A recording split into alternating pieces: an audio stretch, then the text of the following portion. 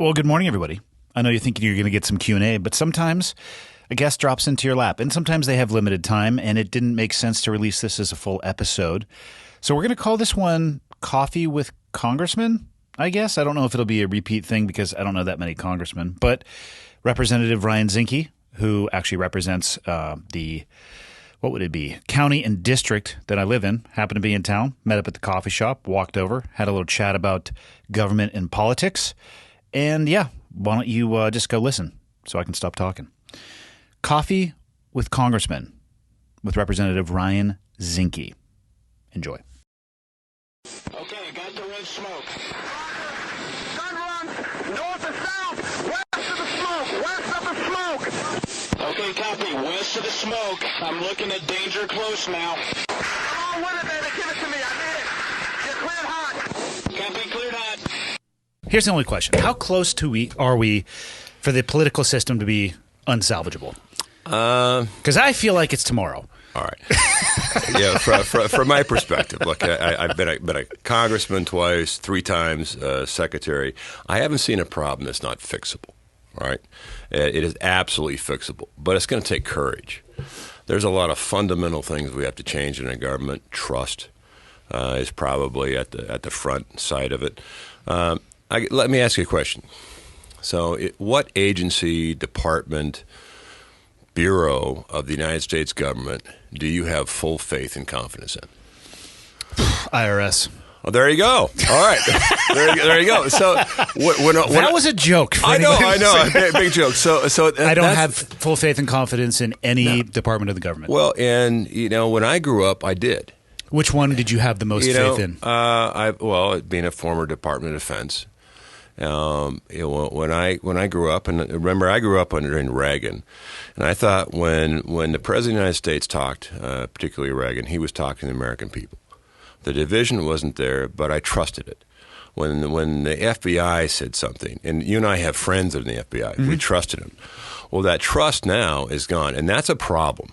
So we're going to have to, number one, bring transparency and accountability back. And that's a tough one, but also trust, right? And those that have breached the trust, they need to be held accountable.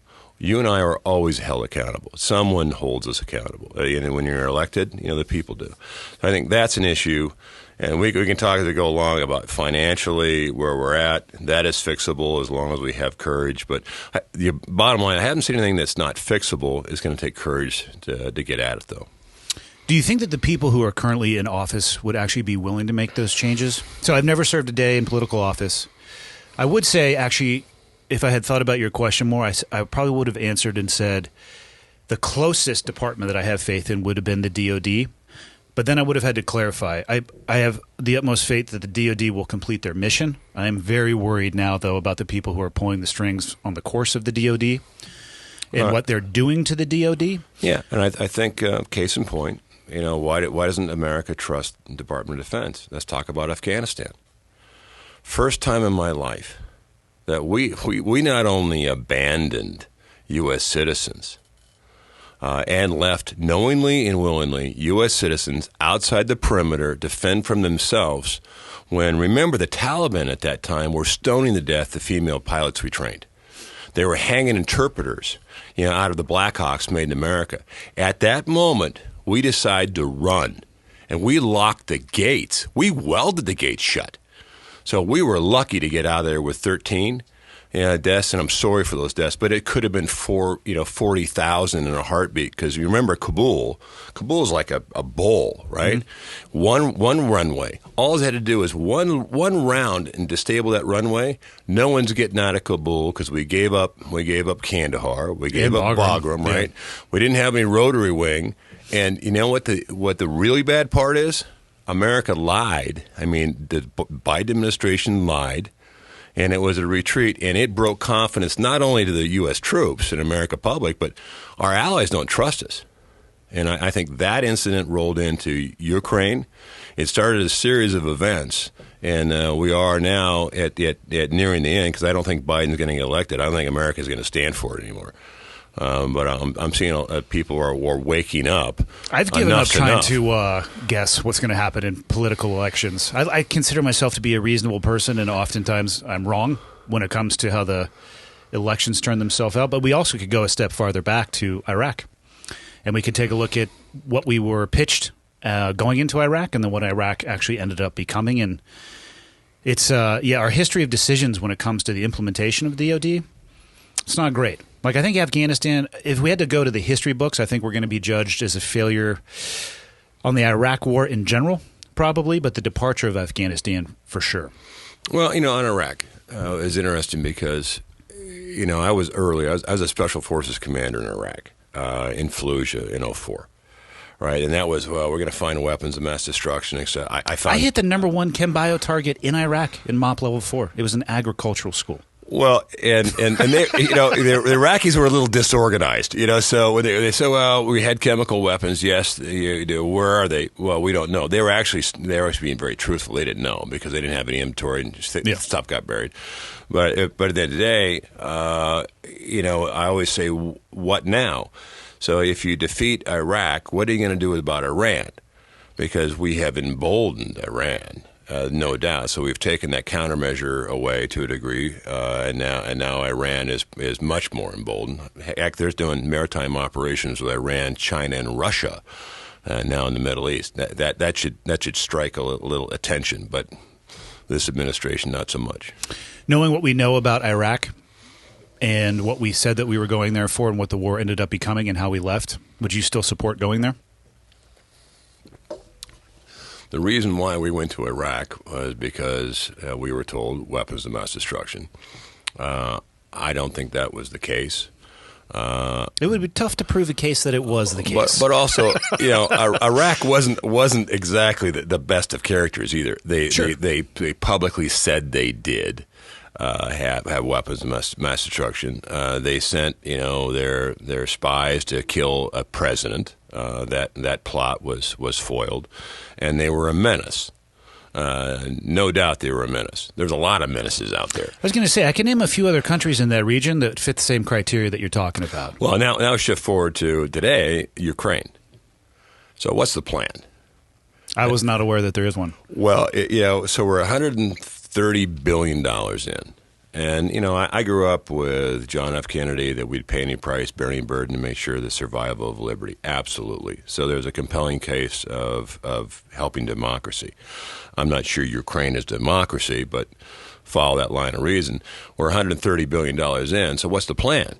And because we're tiptoeing towards nuclear combat with the Russians, and if the plan is for Russia to give up the Crimean Peninsula, I mean, you're a historian. Look, for 800 years... I wouldn't call myself that, but... Well, for 800 years, the Crimean Peninsula, I think there has been 14 wars fought over it, and that's Russia's only warm water port. It'd be like saying the U.S. is going to give up the Mississippi.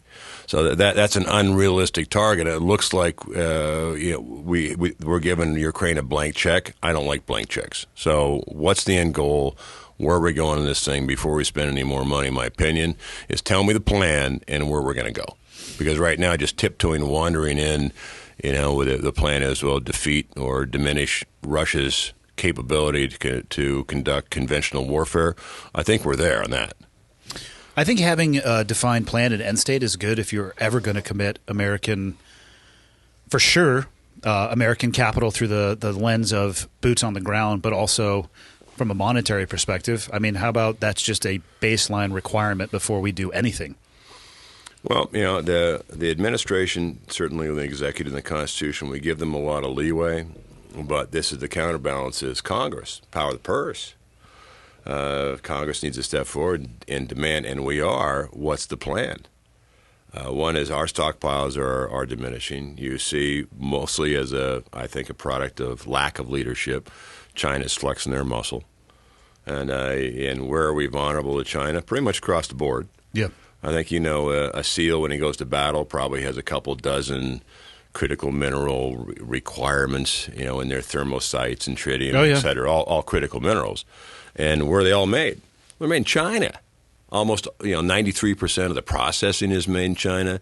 So all of a sudden you shift and you look at the supply chain. We were talking earlier about, you're building your house and can't get equipment and the black coffee here and you couldn't get a bid. Well, same thing across the supply chain. And when we look at it, where are we vulnerable now? We're vulnerable from China on the components, and don't even get me started with the EV world. It's even worse. It's the future. What are you talking about? It's how we save the planet. Well, here's what's ironic, all right? We should all have electrical cars in California, which I know we both have spent time in, on a power grid that can't support the charging of them. And cleaner is great, but these are the facts. That when I came in as secretary, we were about 8.3 million barrels a day in oil production and declining. We were beholden by foreign interests. We were vulnerable. And look, before I send troops overseas fighting for oil, you and I fought for oil a lot of times. Yep. I don't want to send my kids to fight for oil when we have it here. So we went in 2 years from about 8.7 or so to 12.5 million barrels a day. We were the world's largest producer of energy. And you know what? We lowered emissions. You know why? Because no one does it better than the U.S. So if you want clean fuel, then do it in the U.S. If you want dirty fuel, then raise the cost of it because it'll be produced somewhere else on the planet. That I can tell you, you've seen Saudi, you've seen. I've been to China, Africa. I've seen where they produce. It is, and again, I have it's anecdotal because I've only been to the places that I've been, but it was, let's just say, not the best air quality, visibly horrendous water quality from even the hotel that I was staying at. I've seen it firsthand. Yeah, and here's a little factoid. We're SEALs. We live in the ocean. Is that 90% of the plastic in the oceans, 90% comes from 4 rivers in China. 4 rivers in China. So China's the number one polluter, CO2. They're the number one polluter, illegal fishing. So China is not a responsible ally. And I would say they're fast becoming an adversary. But on energy, the moment we become energy independent, then the EV push. And I understand cleaner, but where are the batteries made? China. Where do they process? China. And what are you going to do when the battery ends its life cycle? In supply chain, there's a disposal part too, right? Yeah. We're going to dispose them. 90% of the solar cells in this country get tossed in some landfill. And I believe in a solar cell, there's toxins in there. I don't think we want to be just blindly throwing up in the Flathead County Refuge up here, toxins in there. You got to talk about the sourcing too. It goes even back to the beginning. I've done some episodes talking to people about just the sourcing of cobalt. And again, not all, but a lot of the manufacturers actually have deep ties from a business relationship to China. And they're very regulated, to use their word, but just outside of the gates where tens of thousands of people are mining cobalt barefoot with no respiratory protection. It's unbelievable. Well, and China, I sit on the Bicamo Commission on China. China harvests organs from political dissidents. Are we sure about that? Yeah. And you go, this well, seems who's like China? some Reddit shit right here. Yeah, man, yeah. Well, yeah. I'll show you the documentation. It's like, hey, this is a tough guy, and you're right. So the cobalt. So who processes it? And when you do business with a Chinese company, look, it's a communist country. There's no difference between the Communist Party and doing a business with a communist entity. It is Communist Party. All right, that's who runs China. That's why it's called a Communist Party, right? In a communist country. So it enters to watch. But on the energy in this country, the race to EV is actually causing more harm in many ways than good. We're just not prepared, and you can't raise the price and be blind to reliability, affordability, and technology. But I'm an optimist.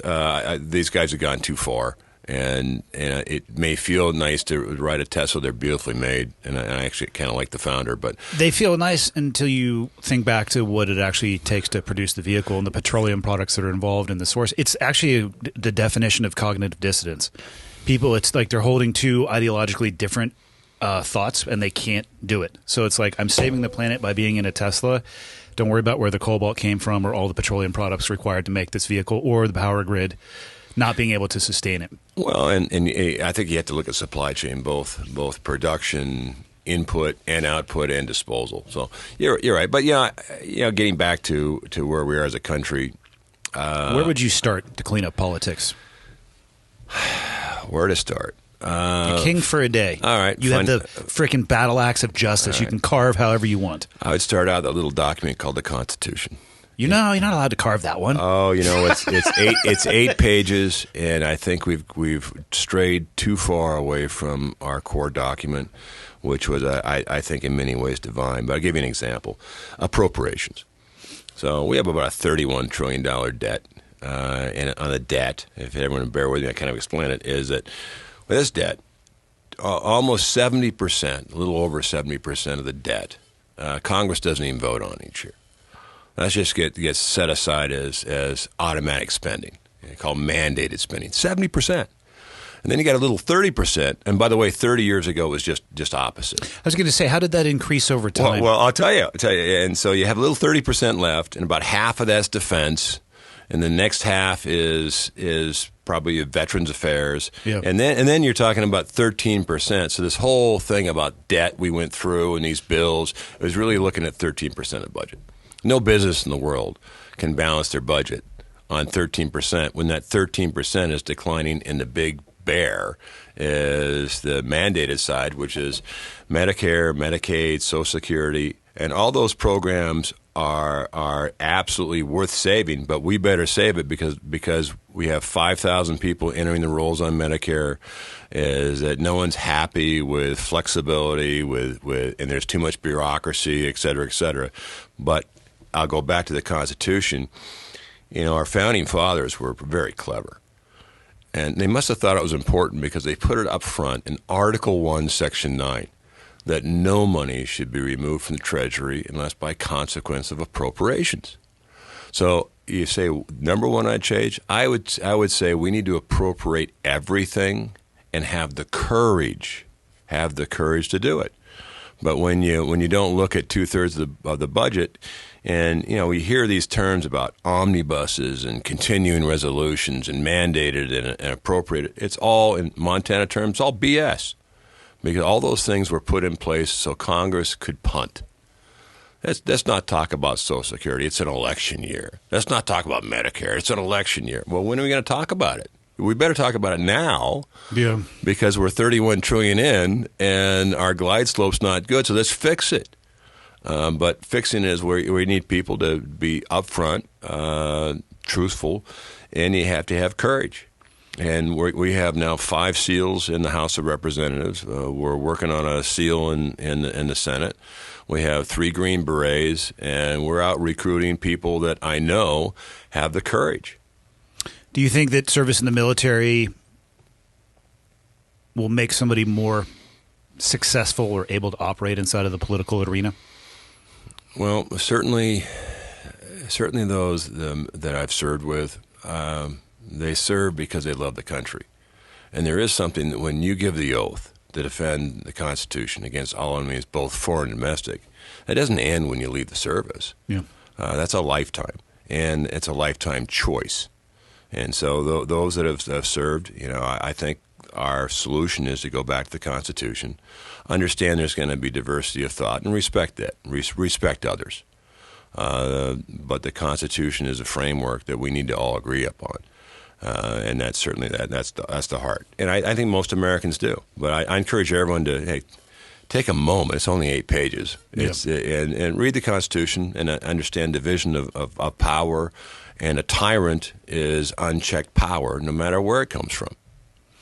Yeah, I worry about, one, the Constitution's not a long read. It's some of the language can trip people up a little bit. They were a little bit more flowery, if you will, in their terms. I worry about people coming from the military, though, going directly into politics. For the same reason that, politicians worry me just about as much as the military, because we're talking about human beings. And when you're talking about humans, they have human problems. And the best leaders that I ever served with were in the SEAL teams, and the worst ones, too. I worry about what happens to people when they enter into a system that, from a layman's perspective who's never touched it, seems to have become more about empowering and enriching the individual than serving those that elected them to office. You make a great point. All right. So I did 23 years.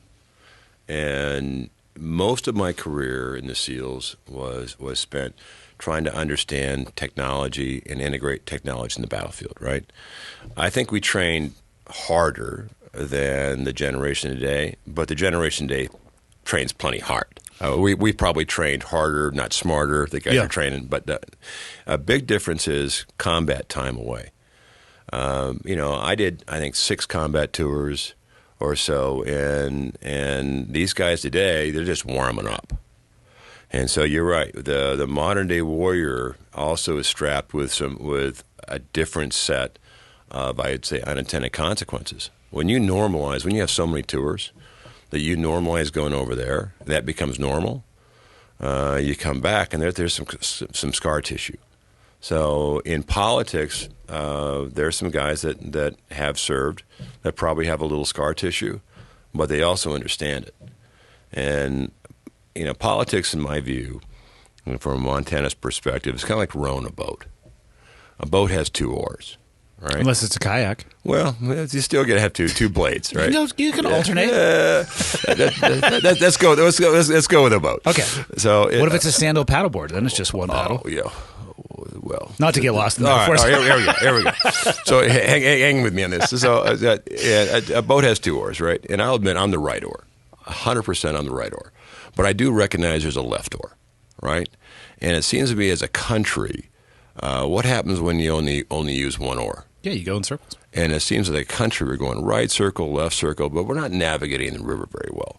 And look, and we have some big challenges. We have financial, we have border. We don't even have a border. Let's just be frank, right? You got China breathing down our neck. You got the economy that's starting to fall apart. You got people are struggling with housing. We got a lot of problems. But you can't really navigate the river using one oar, and you can't use the tips. Because I tell you, the tips are a lot of splash, but they don't do anything. Yeah. And what you feel is a lot of tips, people splashing in D.C., and anyone can fight. We've seen that. Leaders win.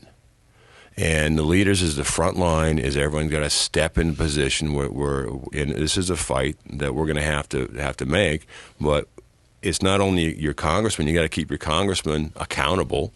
And the congressman better keep the administration accountable and work back at core trust and work back to getting the Constitution. It's everyone's responsibility.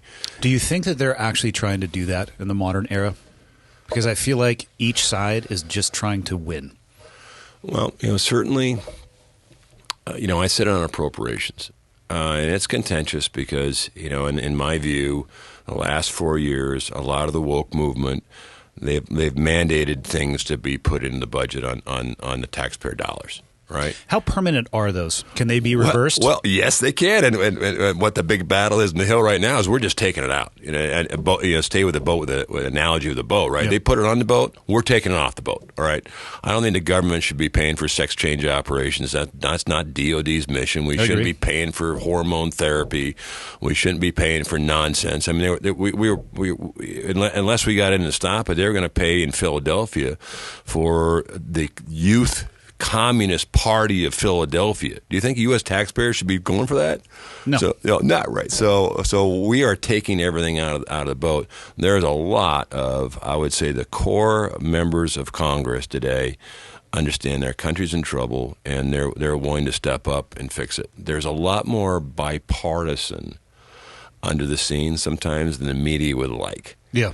Because, well, the media needs to sell their ads, so they need you to pay attention to what they're saying. Conflict sells. Yeah. Right? A battle sells. But a nice day, eating a picnic or wherever you got along today, that doesn't make the news. So what I've seen is there's crazies, believe me, probably on both sides. But I think it's definitely clear it's on both sides. Yeah, but here's a mark. All right? Here's a marker. Is that there was a bill, Maria Salazar put it in. She's Cuban, and she's staunchly anti-communist. As I say, most American Cubans are staunchly anti-communist. God bless them. Funny how that works when you've actually touched communism. Oh, yeah. But so she puts a bill in, and she condemns. The bill is condemning communism. And boy, the read-in is a wonderful. Mao Zedong, Stalin. All the principal characters that are evil are listed in that. So you had 80 Democrats vote against it, and 20 take a pass. So you have a Democrat caucus over there that about 100, which is about half the caucus, can't condemn socialism, brand, and communism. So I think the parties. I think the Democrat Party has shifted far, far, far to the left.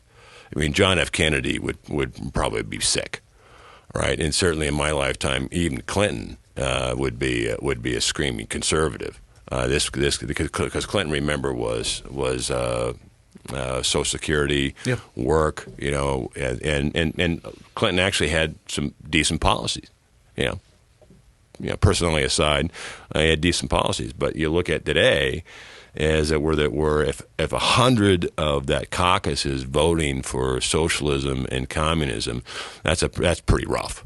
And on our side, we have some people that are just very, very, very upset because they're watching their country fall apart, and the divisions in this country, unfortunately, have widened. But the good thing is I've seen a little more bipartisan lately. Do you think that the right side of the aisle has drifted farther to the right as well? We've drifted a little towards the right, but where we've gone is I think people are drifting away from the Constitution. So, again, I think the Constitution itself where everyone needs to pull together in. And reading the Constitution, understand we can have a disagreement. And I don't agree with myself all the time. You can ask my beautiful wife. But we need to have the dialogue. And the dialogue should not be angry. And, in the House also, the last 4 years, under the Pelosi regime, it hurt the institution. COVID hurt this country. Because in a variety of ways, literally and metaphorically. Absolutely. But it's hard to hate close up. So when you're in Congress, and Congress is a body, right? 218 votes moves the bill. But it's a body, and you have to have relationships with each other. But when you don't have committee hearings, you can't travel. You couldn't even go into the office, right? What happens is you lose relationships, and if you were a Republican on that side, anything you put in was automatically dismissed because they had the run of the table. Your only recourse was to go to the media, right? And sometimes legislation by media doesn't produce the right outcome because media likes to spike, the extremes and pit one side against each other. So as a country, I think we need to focus on what we have in common. And look, if you can't agree with the Constitution, then I'm sorry, there's lines with me that we don't have much in common. Yeah. But if we can pull the Constitution, we have a lot in common because that's what America is founded on. What do you think about term limits? I think term limits are appropriate. And this is the argument about, and I would vote for term limits. What would you limit the term to? Well, this is the argument, is you'd have to restructure the Senate because the first term in the Senate is you barely even speak, all right? So a Senate 6 years. To be effective, the most effective senators are 3 terms. Is that because they're learning to navigate in the current system as it exists? Because I feel like that might change if people are limited in their time there. Yeah, and here comes the quagmire, right? So there is a deep state. Because if you're going to put term limits on, you're going to have to put term limits on the power, which are the bureaucrats. All right, we're going to have to work. Term limits have to be hand in hand, but also you should always view D.C. and consolidation of power as the adversary, because the Constitution clearly it is about a tyrant. An unchecked power is an adversary. So when D.C., when you spend too much time in D.C., just like SEALs spend too much time over there, and you normalize it, then normal becomes D.C. D.C. is anything but normal. So there's just like being a SEAL, it takes a little time to figure out the system to be really good at your job. So then you're really good at your job, but you have a few years under your belt, and then that's your most effective and productive time. Right now, you're in the front line, you're fighting, but when all of a sudden you do that transition from this is now normal, then I think so. I'm thinking the Senate probably 3 terms and maybe 20 years, maybe a little less, but I think we're heading that way because you look at the Senate. There are many members that I think America questions whether or not they're capable of really being there, mentally, physically, et cetera, et cetera. And, of course, then you have our commander-in-chief as well. What do you think about limiting those serving in government, specifically politicians, their ability to invest in stocks? It is shocking to me how well some in elected office are able to select stocks. Well, here's what I don't understand. All right, so as a congressman, so my paycheck is about $174,000. All right, that's before taxes. So you do taxes. You're about 140. Right, and then you gotta pay for a hotel or you get some stipend, but it's you gotta live someplace, right? So you got to live in D.C. So that's about 40 or so. So and then you got to maintain a house. So at the end of the day, your net income is about what a senior lieutenant is in D.C. So with that income, how can you amass wealth to the point where you're? Is that the job of a politician, though? Well, but how do you do it? If you're taking 80,000 in, right? Yeah. So how do you convert? I mean, are you really lucky? Remember Hillary Clinton with the $10,000 bet? She makes $800,000 by reading Wall Street Journal and cattle futures. Sir, this is pure luck. Well, but here, I don't mind people making money, but I mind people making dishonest money. Problem is, it spans both sides of the aisle, and the answer to your question is how do you make money on $80,000 a year? Is that when they leave politics, they go get book deals and speaking deals, and they sit on boards of companies, and their net worth exponentially increases by 20, 30, 40, 50x overnight. Well, I don't begrade people of making money out of government, but when you're in government, all right, it can't be tit for tat. You shouldn't be making bets on stock. That's what I mean. Based on your inside knowledge, or look, I'm gonna promote. When I got in Congress, I sold everything. It's not that I had a lot anyway. Yeah. But I sold it. I didn't want the scrutiny, because I'm willing to accept while I'm in that my decisions are based on a personal is based on what's best for Montana and the Constitution. So I look at it and go, you should not be in a position where you're making money on your position while you're serving. As a SEALs too. If you're going to be a SEAL, I have no problem with guys, making money on because that's their part of their background, right? But they're making money on it when they're out. But you should always, if you're going to possess yourself as a motivator or a author or a former SEAL, then do it in a good light of a SEAL.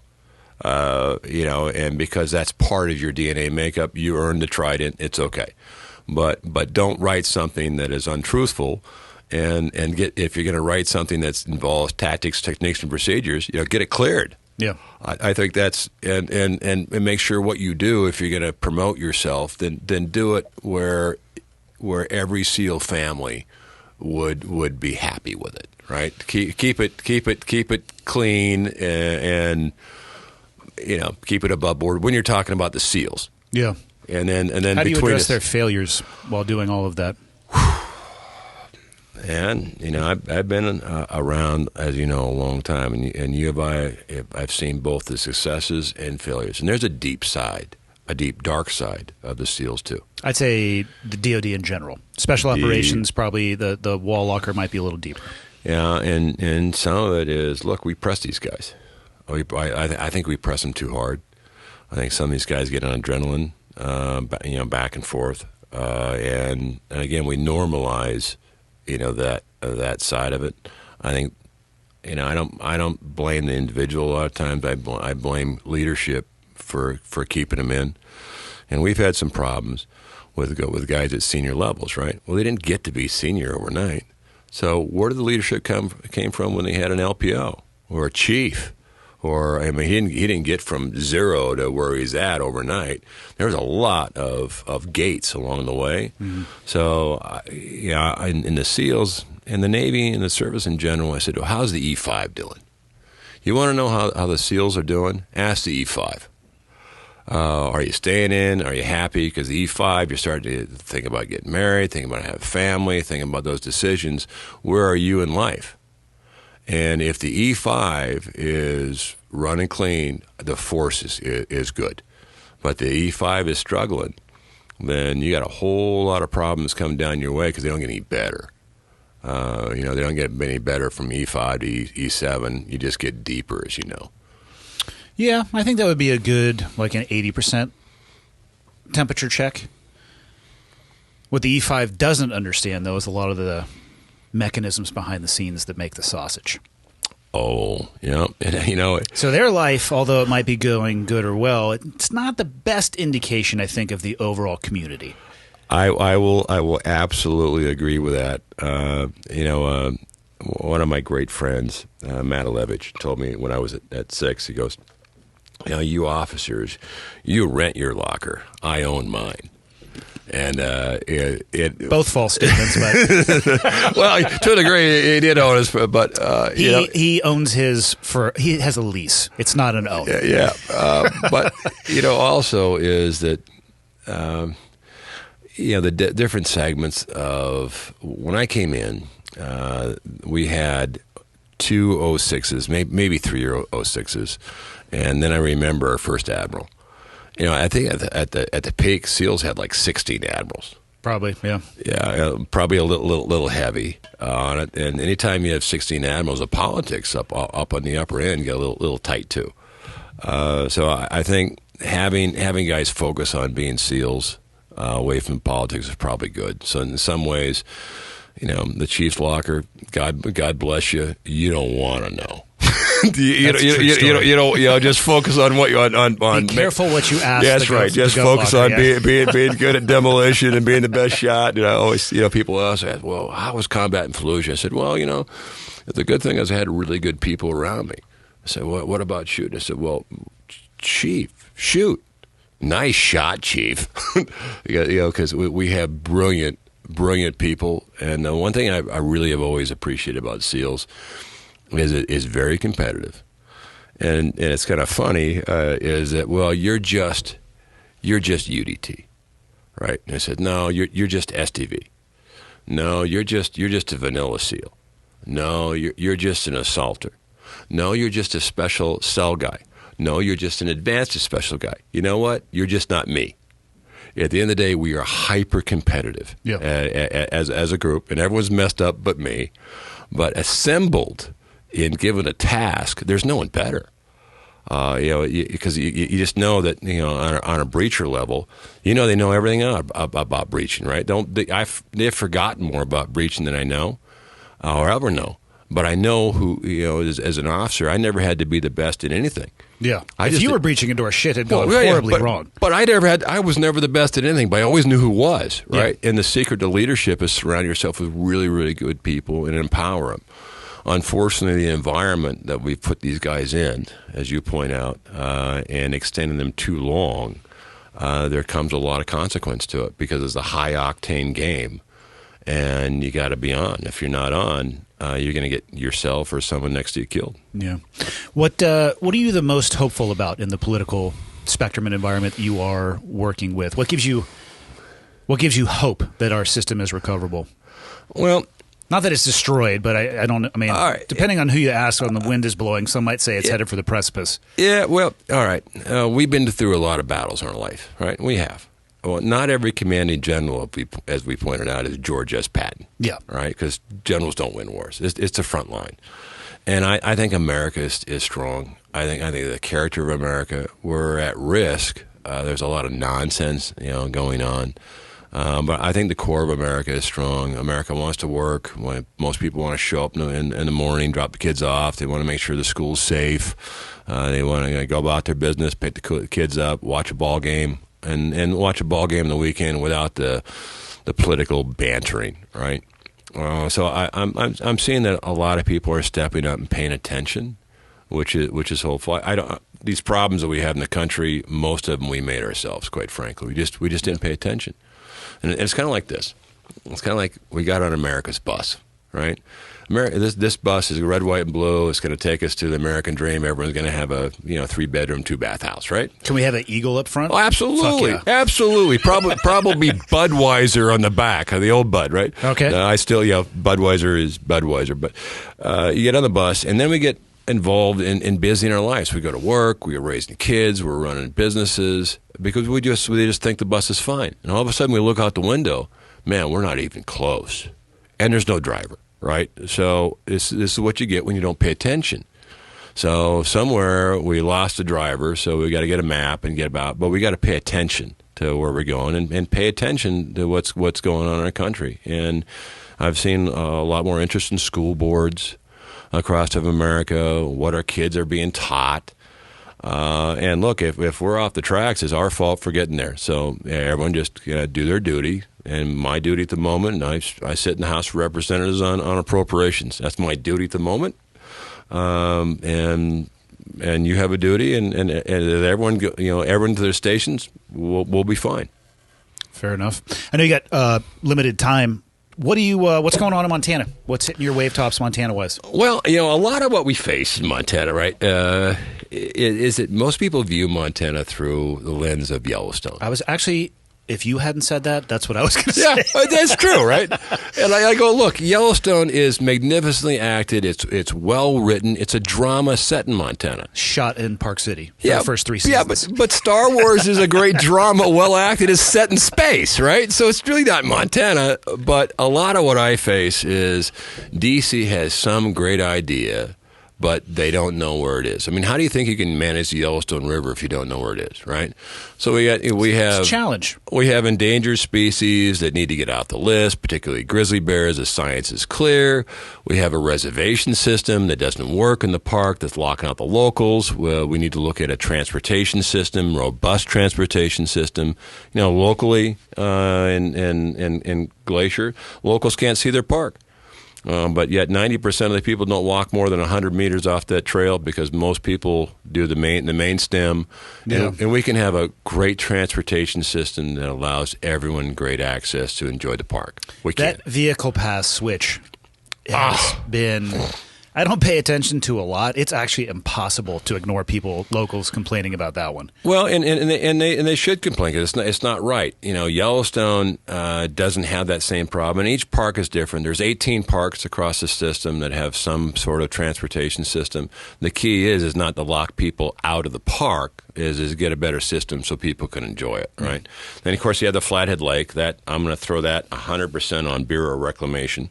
Look, if you don't kick the bureaucracy in the butt sometimes, they just stay in neutral. What's going on with the Flathead Lake? Well, the water table went low. The pool it's definitely went low. Low this year for sure. It's 3 to 4 feet. It's lower than it ever should be. And the problem when you bring the Flathead Lake low, a lot of marinas don't have access. Then you can't draw pools out for irrigation in some spots. It makes a big deal, but it's also unsafe. Was it dam controlled down by Summers? Well, all right. There's an input up above with Hungry Horse, and then the exit is the Salish Kootenai Dam. That used to be the Kerr Dam on the bottom. It's not the Kerr Dam fault. They are restricted in what they can. The reservoir itself miscalculated and should have began release out of the reservoir. The Hungry Horse pool is like 14 feet. In my lifetime, fifth generation, I've seen it 100 foot or 80 feet below. Oh, wow. Right? So it's a reservoir. So if you got to make up water, then make it out of the reservoir, but do it in a manner of slow bleed, so you don't disturb all the recreation aspects of this South Fork and Middle Fork. So anyway, it could have been done, but again, no decision. Wait, wrong data, and when the Flathead Lake matters. Yeah. It matters for a lot of reasons, but also unsafe. You're a SEAL. There's a lot of submerged obstacles in that lake. That's why I just don't go in the water. That I'm just done with that shit. Yeah, you just go across it, right? Because you're always there. But that obstacle that was 4 feet below, right? You'd just skim across. You'd never know, right? Yeah. So now it's just hanging out below the surface. You still don't know, and you're not going to know until you hit it, and that's dangerous for people to motor. Yeah, I've watched it over the years. I've lived here 7 years now, and the water level goes down in the winter when it freezes and people's boats come out. I was actually at the lake Saturday, and I looked out at the dock. Like, wow, that high water line is well, I mean, low. But if your boat can't go on your slip, right? Yeah, and that's what's the issue. Then how are you going to get your boat out, right? So then you got to get a crane, or you just take it out and just not boat all summer. So you got a lot of businesses, and then on the park. Last thing is on the east side. East and west are very, very different. Both beautiful, but different as far as businesses go. If you're so lucky to get a reservation, you're probably not going to stay in Browning. right? You're going to stay on this side. That means you're going to go from this side and enter. And so all those businesses on the east side are in jeopardy of going bankrupt because they don't have the traffic. Yeah. And because they lock the east side down, that's, Shoto and Great Falls and all that side, they just go to the park today. They can't. So the east side, west side, I'm an advocate. But what we did do in the House is, hey, power the purse. We took the money away. And if they don't have the money, then they can't run the park system or the reservation system for Glacier. So they're power the purse, right? And I represent this district, and the district is absolutely wants to rework that reservation system so locals can have a shot going to the park. It would just be great if they would shut up about it. I need you to fix that so I can not have to listen to them, bitch. But hey, listen. You know what? This is why leadership matters, right? Is it you got a problem? Let's talk about how to fix it. And this is what's interesting about Congress is anyone can fight. Leaders win. So it's not about splashing. It's about getting things done. And sometimes you got to make the hard call and just tell people where you sit in the issue, and you're going to accept making some yards. But if your playbook is just touchdowns, I can tell you're not going to perform very well. I mean, you got to take the yardage where you can, and kind of in a political tone. What I see the House doing is we don't have command of the field. We don't have the Senate. We don't have the administration. We're the majority in the House. So what I see is we're holding the line where we need to, and we're advancing where we can. And actually, we're getting a lot of things done in the House. So there's a lot of positive things that actually we're getting done. A lot of good policies that have been in law. So this is why I remain a Reagan optimist. I see there's a path, but as the only way to do it is we all got to stay in line, and we all got to do our duty, because this is about defending ultimately our country and the Constitution. What do you want to close out with? I know you got another engagement. Well, it's been fun, and for the frogmen listening in Special Forces, come visit the Valley, and hey, in February, it's the most optimal time. Well, any time, but there's a lot of us up here. There's 20 or 30, and there should be more. But I had heard that Montana has more veterans per capita than any other state, which I never ran the math on that one, but it wouldn't surprise me either. We're either there or in the top three. A lot of people join the military for a lot of different reasons, but Montana, a lot of legacy kids. My uncle, my father, my brother joined in Montana. You see in Kalispell during 4th of July. It's no joke. It's red, white, and blue. They take it quite serious. Absolutely. The flags were up like 2 weeks before. Like they're out there getting after it. Just golf carts full of flags, just zipping flags up on poles. Yeah, and then there's no one taking a knee at that one unless they're praying. Good deal. Awesome, Mr. Zinke. Thank you for your time. Great to be with you. Yeah, of course. It's fun.